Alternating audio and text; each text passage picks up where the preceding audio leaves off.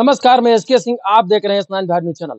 हमारे साथ गौरा चौकी का प्रतिष्ठित मलिक परिवार उस समय चर्चा में आया जब पहली बार विधानसभा चुनाव लड़ करके राजा मनकापुर जैसे महान शख्सियत को उन्हें टक्कर दी। वो चुनाव ऐसा चुनाव हुआ, लग रहा था कि राजा साहब चुनाव हार जाएंगे। मात्र 5-6 हजार वोटों से ही चुनाव जीत पाए। उसके बाद में कुंवर आनंद सिंह जी प्रदेश सरकार में, अखिलेश सरकार में कैबिनेट मंत्री बनाए गए। ये वही मलिक जी हैं जो एकाएक चर्चा में आए थे। हम उनसे बातचीत करेंगे। फिलहाल किसी कारणों से पिछला चुनाव नहीं लड़ पाए थे। हम बात करेंगे क्या वो कारण रहा है। मलिक जी, आपका स्वागत है। जी, जी भैया, मैं मेरा राजनीतिक करियर बहुत लंबा नहीं है।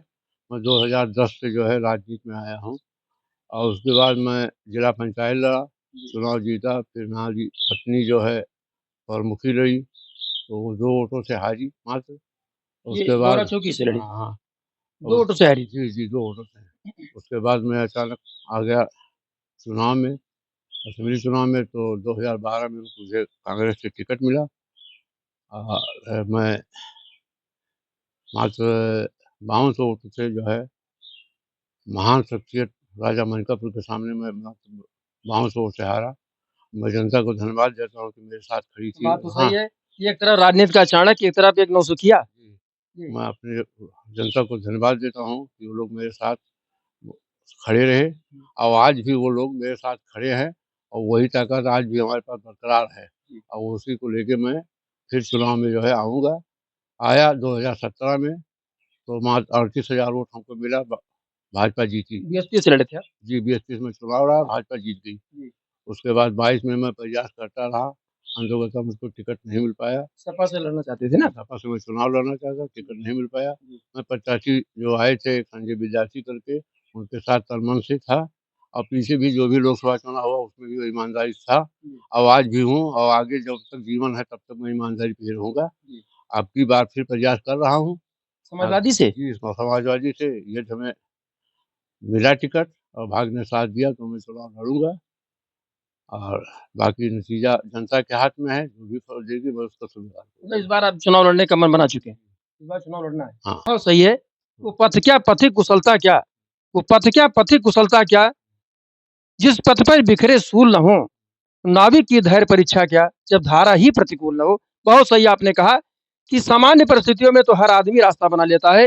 रास्ता बनाने वाला महत्वपूर्ण होता है कि कटीली झाड़ियों को काट करके रास्ता बनाए, तो स्वयं भी चले और लोग वैसे भी भी चले। जो है वैसे भी माननीय राष्ट्रीय अध्यक्ष अखिलेश जी पर मेरा पूरा विश्वास है कि इस बार वो हमें मौका देंगे। हाँ, मैं निराश नहीं हूँ पार्टी से, टिकट देंगे हमें इस बार। लेकिन अखिलेश जी की जो धोबिया पाठ है, धोबिया पाठ दांव, आप उसमें मुगालती में रह गए, फिर राम प्रताप सिंह मुगालती में रह गए और फिर अंत में क्या हुआ, ऐसा दांव फेंका कि एक ऐसे व्यक्ति को दिया जो राजनीति में मुझे लग रहा है कि बिल्कुल अभी नौसिखिया ही था। अब इस बार जो है इसका प्रमाण है कि जैसे पिछली बार जो चुनाव हुआ है लोकसभा का, उसमें पूरे प्रदेश में प्रत्याशियों को चयनित करके अच्छे कैंडिडेट को चुनाव लड़ाए हैं राष्ट्रीय अध्यक्ष जी।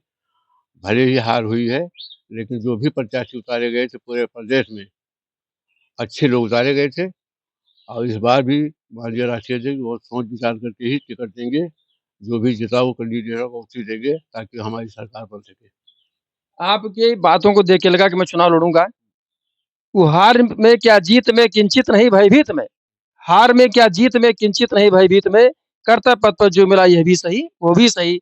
आपको चुनाव लड़ना है। हमें पूरा विश्वास है कि इस बार राष्ट्रीय अध्यक्ष जी टिकट करेंगे हमारा। लेकिन मैं विश्वास के साथ कह रहा हूँ। ठीक, और क्षेत्र के विकास के लिए कुछ योजना बना के चले, अगर क्षेत्र के अगर मौका विकास मिला के तो। लिए मैं तो वैसे भी हमेशा करता ही रहता हूँ। गरीब जनता के लिए जो भी हमारे पास आते हैं, हाँ, उनकी हम मदद हमेशा करते हैं और आज 12-14 साल से नहीं बल्कि हमारे पिताजी थे तब भी कर रहे थे मदद, आज भी मैं कर रहा ये हूँ। चीज तो है कि आपके ऊपर कभी हिंदू मुस्लिम का टैग नहीं लगा। और मुझे हिंदू, मुस्लिम, अमीरी, गरीबी से कोई नहीं है, सबको मैं समांतर देखता हूँ। हाँ, एकदम, चाहे वो दलित हो या कोई मुस्लिम हो, चाहे जो बिल्कुल समानता। हमसे जो भी उम्र-दराज है मैं उनका सम्मान करता हूँ, चाहे भी किसी भी कास्ट का हो। आपका परिवार व्यवसायी है, हाँ। उद्योगपति परिवार है, बड़े व्यवसाय आपकी मुंबई में चल रहे हैं, घर-वर आपका देख ही रहा है जबरदस्त है। तो राजनीति में फिलहाल अभी छोटे-मोटे पदों पर आप रहे, जिला पंचायत रहे, विधानसभा चुनाव लड़े तो उसमें सफलता नहीं मिल पाई। तो अगर मिल गया तो कुछ खाका बनाए हैं कि समाज का कैसे उत्थान करें? मेरा पूरा उद्देश्य रहेगा, सोच है तो मैं हर नागरिक को विधानसभा के जितना हमसे हो पाएगा पूरा मैं सहयोग करूँगा। मैं वो सरकारी फंडे से नहीं, मैं अपना निजी जो मेरा अपना है, मैं सबके साथ करता हूँ। हाँ, और करूँगा और समांतर देखता हूँ। मुझे हिंदू, मुस्लिम या ठाकुर, ब्राह्मण, दलित, मुस्लिम ये सब मतलब नहीं है। हर गरीब को मैं बिल्कुल करोड़पति समझता हूँ, बराबर और अपना भाई समझता हूँ।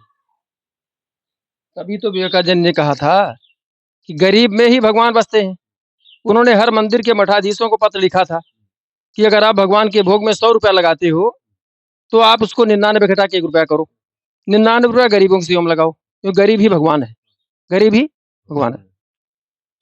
आपने जो है जो सवाल किया है, बहुत अच्छा सवाल किया है। गरीब में ही जो है, गरीब से ही अमीर, जैसे छोटे से बच्चे से आदमी जवान होता है, जवान से बूढ़ा होता है, अमीरी से गरीबी मिल जाता है और गरीबी से अमीरी मिल जाता है। वो ऊपर वाला है, उस सबको देख रहा है और सबके लिए वही करता है। हमारा काम है खाली खाली एक सबीर पैदा ऊपर वाला करता है कि इनके लिए सहयोग करें आप।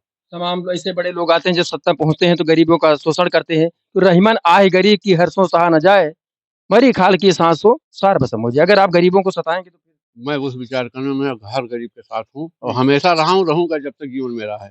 हाँ, जो गरीबों के उत्थान के लिए काम हाँ करना है। बिल्कुल करेंगे। जात पात से तो हमसे कोई सही है, लेना सही है देना। नेताजी। दुनिया में केवल 2 ही जाति हैं, अमीर और गरीब। और अगर देखा जाए तो स्त्री और पुरुष, 2 ही जाति, स्त्री है पुरुष और गरीब है अमीर। हमारा ये मानना है, जिस आदमी के अंदर इंसानियत नहीं है वो इंसान नहीं है, और जिसके अंदर मानवता नहीं है वो मानव नहीं है। Thank you, thank you. हाँ, आपने देखा जैसा कि अभी कल्याण जी ने तमाम राजनीतिक मुद्दों पर हमारे साथ एक्सक्लूसिव बातचीत करते हुए तमाम बिंदुओं पर विचार को साझा किया। गरीब ही असली भगवान है, गरीबों की सेवा करना ही असली मानवता है। इन विचारों से प्रभावित होकर के मैंने इनके विचारों को चैनल पर प्रकाशित करने का मन बनाया है। आप पल-पल हमारे साथ जुड़े रहिए अच्छी खबरों के लिए। Bureau report, S9 Bharat.